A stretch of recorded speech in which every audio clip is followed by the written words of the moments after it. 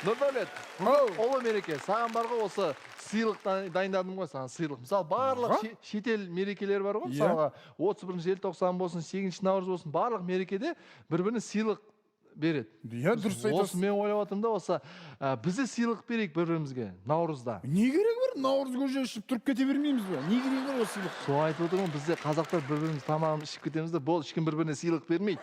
Не үшін? Не үшін? Қызық болсын да, қызық болсын, бір-бірімізге сыйлық берейік. Түсініп отырсың ба? Мысалға сіз маған қандай сыйлық бермейсіз? Мысалы 22 наурызға мен саған мысалы ең жақсы сыйлық не ол? Кітап. Сондықтан мен саған флешка сыйлаймын. Флешка? Иә. Не үшін флешка? Флешка ше, компьютерный флешка. Оны не істеймін? Оның ішінде 100 кітап бар. Ерекше сыйлық екен. Керемет сыйлық.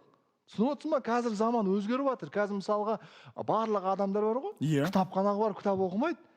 Мысалы отырады да ғаламторда. Өзінің ұнаған кітабын тартып алады да оқи береді дейді. Керемет екен. Түсініп отырсың ба? Иә, түсініп отырмын. Сондықтан да жаңағы кітапханаларға адам бармағаннан кейін ол кітапханалар мейрамхана, клуб болып кеткен ғой. Масқара екен. Сосын қазір заман өзгергеннен кейін енді кітап ешкім оқымағаннан кейін кітап ешкім сатып алмайды. Үйде мысалы кітаптың орнына флешкалар тұрады. Ойбай. Аз орын алады. Сонда анау жоғалып кеткен құстарды қызыл кітапқа емес, сонда қызыл флешкеге енгізетін бола ма? Иә. Егер жаңадан бір рекорд жасайтын болсаң, оны Гиннес кітабына енгізетін еді, сонда Гиннес флешкасына енгізетін бола ма? Дұрыс айтасың, мақалдар да өзгеріп кетеді ғой мақалдар. Флешка, білім бұлағы деп түсіндің ба?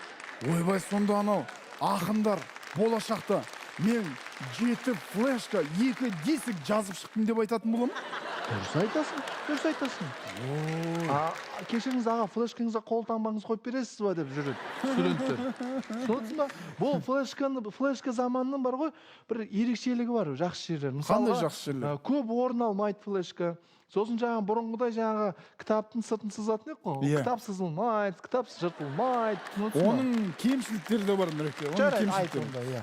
Оның кемшілігі, қазір мысалы кітап оқып отырсаң, қай жерге келдің, сол жерді қайырып қоюға болады. Кітапты қайыруға болмайды, мектепте айтты ғой, қайырмаңдар кітапты. Енді қай жерге келгенін білмей қаласың ғой, ұмытып қаласың ғой. А флешканың қайырамайсың.